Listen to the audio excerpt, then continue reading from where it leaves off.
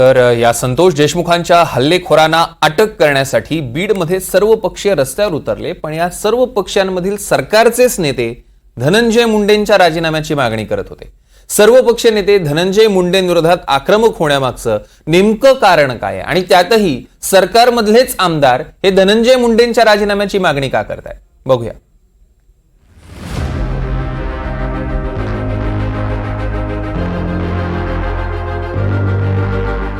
या वाल्मिक कराडच्या पाठीमागे आपली शक्ती उभी केली ते धनंजय मुंडे मंत्रिमंडळामध्ये असल्यास या केसमध्ये कोणालाही न्यायाची अपेक्षा नाही। महाराष्ट्राच्या इतिहासामध्ये इतकी क्रूरता आजपर्यंत कधी ऐकायला वाचायलाही मिळाली नाही। इतक्या क्रूर पद्धतीने संतोषला मारलं गेलं, तितक्याच पद्धतीने यांनाही फासावर लटकवल्याशिवाय आम्ही गप्प बसणार नाही, हे तुम्हाला मी सांगायला आलोय। धनंजय मुंडेंविरोधात स्वकीय, धनंजय मुंडेंविरोधात सरकारमधलेच। संतोष देशमुख हत्या प्रकरणात धनंजय मुंडेंविरोधात आता सरकारमधलेच पक्ष उतरले। मुंडेंविरोधात अजित पवार गटाचे भाजपचे आमदार रस्त्यावर उतरले। अजित पवार गटाचे माजलगावचे आमदार प्रकाश सोळंके, देवेंद्र फडणवीसांचे खास आणि लातूरच्या औसाचे आमदार अभिमन्यू पवार, बीडच्या आष्टीचे भाजप आमदार सुरेश ठस, फडणवीसांचे विश्वासू नरेंद्र अण्णासाहेब पाटील, शिंदे गटाचे बीडचे जिल्हाध्यक्ष सचिन मुळीक।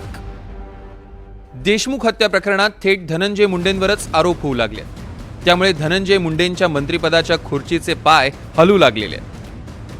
गेल्या 5 वर्षामध्ये 4 वर्ष धनंजय मुंडे या जिल्ह्याचे पालकमंत्री होते।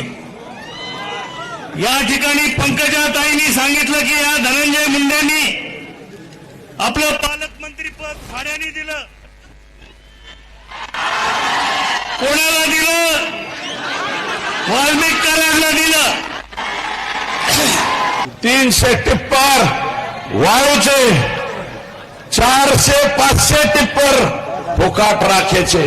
मी माहिती घेतली, राख कस काय उचलत आहेत ते म्हणले डायरेक्ट पिस्तूल घेऊन येत। अधिकारी म्हणतो इथं राख भरू नका, गोली मारी द्यायची। या निमित्तानं मी देशमुख कुटुंबियांनाही आश्वस्त करू इच्छितो की आम्ही तुमच्या पूर्ण ताकदीने पाठीशी आहोत। मुख्यमंत्र्यांनी सांगितलेलंच आहे आणि मला खात्री आहे की लवकरात लवकर या मुख्य आरोपीला, जे कोणीही असतील, कितीही मोठे असतील, कराड असतील आणि कोणी असतील, या सगळ्यांना अटक झाल्याशिवाय राहणार नाही। आणि यांना अटक नाही झाली तर असा मोर्चा पुन्हा लातूरलाही होईल, पुन्हा बहादूरलाही होईल, हे आश्वासन तुम्हाला या निवेदन देतो।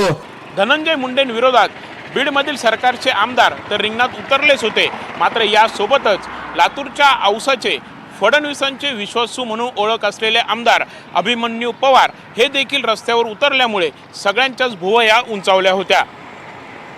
धनंजय मुंडेंना आता सरकारमधूनच विरोध होतोय का, अशा देखील चर्चा रंगू लागल्या आहेत। गोपीनाथ मुंडेंनंतर धनंजय मुंडेंचं राजकीय वर्चस्व बीडमध्ये वाढू लागलं। 2019च्या निवडणुकीतला पंकजा मुंडेंचा पराभव हे त्यातलंच एक कारण। त्यानंतर धनंजय मुंडेंची थेट मंत्रिमंडळात वर्णी लागली। बीडचं पालकमंत्रीपद मिळालं आणि बीडचं राजकारण धनंजय मुंडेंभोवती फिरू लागलं।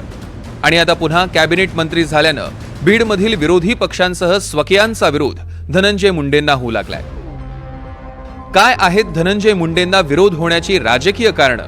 पालकमंत्रीपद मिळू नये असा बीडमधल्या बहुतांश आमदार खासदारांचा प्रयत्न आहे। बीड म्हणजे धनंजय मुंडे अशी ओळख स्वकीय आमदारांना नको आहे। धनंजय मुंडेंच्या चारित्र्यावर अनेकदा मुंडेंच्या विरोधी आमदारांकडून टीका केली जाते। अनेक गुन्ह्यांमध्ये नाव असलेले वाल्मिक कराडचा संबंध धनंजय मुंडेंशी जोडल्याने अडचणी। मराठवाड्यात मुंडेंचं वाढणारं वर्चस्व हे विरोधकांसह सर्व पक्षीय आमदारांना नको आहे। नाही, असं की मागच्या वर्षभरापासून बीड जिल्हा हा अतिशय संवेदनशील जिल्हा झालेला आहे। विशेषतः लोकसभा निवडणुकीनंतर तिथे जे एक जातीय सामाजिक ध्रुवीकरण झालं, त्यामुळे वातावरण आणखीच गढूळ झालेलं आहे। त्यातच पुन्हा संतोष देशमुख हत्या प्रकरणानंतर ही तीव्रता किंवा हे ध्रुवीकरण अधिक टोकदार झालेलं आहे। झालंय असं की विधानसभा निवडणुकीनंतर जे सरकार आलं त्या सरकारमध्ये पंकजा मुंडे आणि धनंजय मुंडे हे दोघेही मंत्री आहेत। त्यामुळे येणाऱ्या काळामध्ये स्वाभाविकच बीड जिल्ह्याच्या राजकारणावर त्यांचा वरचष्मा राहणार हे स्पष्ट झालंय. त्यामुळे सर्व पक्षीय जे नेते आहेत ते एकवटताना दिसत आहेत की या राजकारणाला शह देण्यासाठी. आणि संतोष देशमुख हत्या प्रकरणानंतर आज जो मोर्चा निघाला त्या मोर्चामध्ये ही बाब अतिशय ठळकपणे पुढे आली. धनंजय मुंडेंवर याआधी अनेक आरोप झाले. धनंजय मुंडेंनी त्यावर यशस्वी मात देखील केली. पण आता धनंजय मुंडेंचे संबंध हे एका खंडणी प्रकरणातील आणि देशमुखांच्या हत्या प्रकरणाशी संबंधित आरोपीशी जोडले जात आहे. त्यामुळे धनंजय मुंडेंची पुढील राजकीय वाटचाल कशी असेल हे पाहणं महत्त्वाचं ठरणार आहे. Bureau report, NDTV Marathi, Beed.